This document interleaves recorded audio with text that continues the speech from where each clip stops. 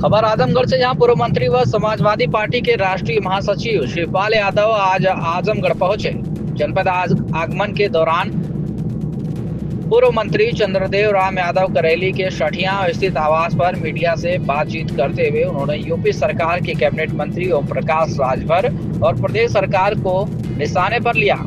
दावा किया कि 2027 के विधानसभा चुनाव में आजमगढ़ की सभी सीटों पर समाजवादी जीत दर्ज करेगी और उत्तर प्रदेश में अखिलेश यादव के नेतृत्व में सरकार बनाएगी। सुहेल देव भारतीय समाज पार्टी के राष्ट्रीय अध्यक्ष ओम प्रकाश राजभर ने 22 फरवरी को आजमगढ़ में आयोजित रैली में दावा किया था कि 2027 के विधानसभा चुनाव में एनडीए आजमगढ़ की सभी सीटों पर जीत दर्ज करेगी और समाजवादी पार्टी का हाल 2017 से भी खराब होगा। ओम प्रकाश राजभर के दावे पर शिवपाल यादव ने कहा कि छोटे स्तर के लोगों का जवाब देना उचित नहीं है। कहा कि आज ओम प्रकाश राजभर समाजवादी पार्टी की वजह से ही विधायक हैं। कहा कि आने वाले चुनाव में उनको पता लग जाएगा। ओम प्रकाश राजभर का कोई भरोसा नहीं है कि कब किसको क्या कह देंगे। शिवपाल यादव ने मजाकिया अंदाज में कहा कि अगर सुहेलदेव भारतीय समाज पार्टी इतनी ही मजबूत है तो सीधे ओम प्रकाश राजभर प्रधानमंत्री बने थे।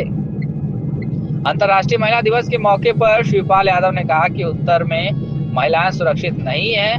कहा कि योगी जी की रात के 12 बजे महिलाओं के सुरक्षित होने का दावा करते हैं, लेकिन हाल ही की एक घटना में दिन में 12 बजे महिला का अपहरण हुआ और उसके साथ रेप किया गया।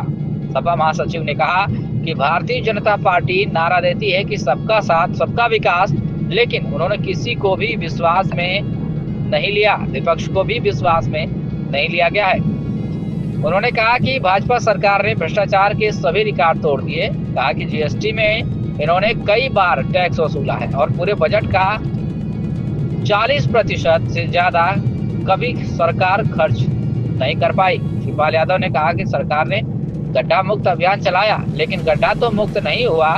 सरकार पहले ही 70% बजट अपने पास मंगा लेती थी। 30% में इंजीनियर और ठेकेदार का हिस्सा बनता है, कहीं भी गड्ढा मुक्त नहीं हुआ है। वही स्वामी अविमुक्तेश्वरानंद के ऊपर मुकदमा दर्ज कराने वाले आशुतोष महाराज पर हुए जानलेवा हमले पर शिवपाल यादव ने कहा कि शंकराचार्य पर झूठा मुकदमा दर्ज कराया गया है। कहा कि भारतीय जनता पार्टी झूठे मुकदमे दर्ज कराती है। उन्होंने कहा कि शंकराचार्य जी को कोर्ट से राहत मिली है और कोर्ट से ही न्याय भी मिलेगा। बिहार के मुख्यमंत्री नीतीश कुमार के राज्यसभा जाने के सवाल पर शिवपाल यादव ने कहा कि हम लोग तो नीतीश कुमार को 2 बार प्रधानमंत्री बनाना चाहते थे, लेकिन वह राज्यसभा जाकर ही खुश हो गए। गैस सिलेंडर के दाम बढ़ने पर शिवपाल यादव ने कहा कि भाजपा सरकार को हटाना होगा। इसके लिए समाजवादी पार्टी संगठन को मजबूत करके आजमगढ़ की सभी 10 विधानसभा सीटों पर जीत दर्ज कर 2027 में सरकार बनाएगी। और क्या कुछ कहना है शिवपाल यादव राष्ट्रीय महासचिव सपा का, सुनिए। आजमगढ़ से समाजवादी को गढ़ कहा जाता है और यहाँ ओम प्रकाश राजभर अभी एक रैली किए गए कि 10 में से 10 सीट हम जीतेंगे और समाजवादी पार्टी का हाल 2017 से भी बुरा होगा। अच्छा, वैसे तो इतने छोटे स्तर के लोगों का हम जवाब नहीं देना चाहते हैं। इतने छोटे स्तर के लोगों का हम जवाब नहीं देना चाहते जो इस तरीके की बात करें। और वो समाजवादी पार्टी की वजह से ही विधायक थे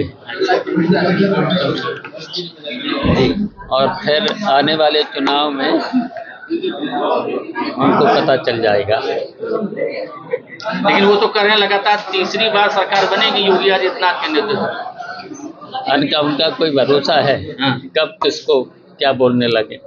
उन्होंने दोहे में बताया कि दो पाटन के बीच में साबित बचाने को, मतलब भाजपा के बीच में सपा साफ हो जाएगी। इतनी मजबूत पार्टी है भाजपा, तो सीधे सीधे प्रधानमंत्री बने थे।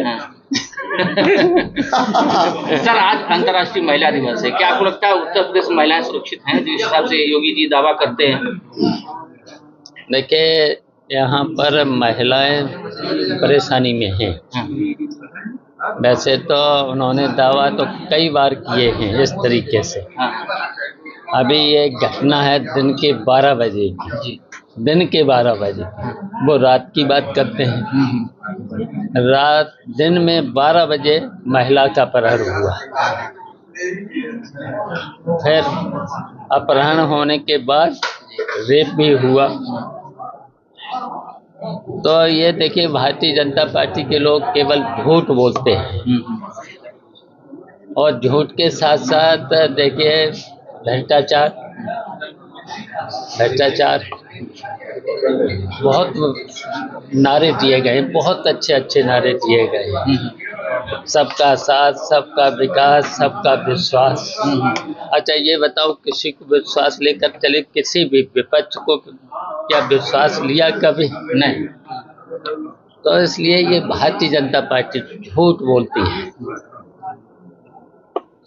और सबसे ज्यादा अगर भ्रष्टाचार है तो इसी सरकार ने किया है। सारे रिकॉर्ड भ्रष्टाचार के तोड़ दिए हैं। अच्छा, पूरा का पूरा बजट में भी उन्होंने कहा था जीएसटी एक बार लगेगी, और जीएसटी में कितनी बार इन्होंने टैक्स वसूला है और कितनी बार टैक्स वसूले हैं। और बजट का 40% से ज़्यादा कभी बजट खर्च कर नहीं पाए। अब पता लगा लेना, टेंडर किस तरीके से 10% पहले जमा करा करके किस तरीके से मैनेज किए गए थे।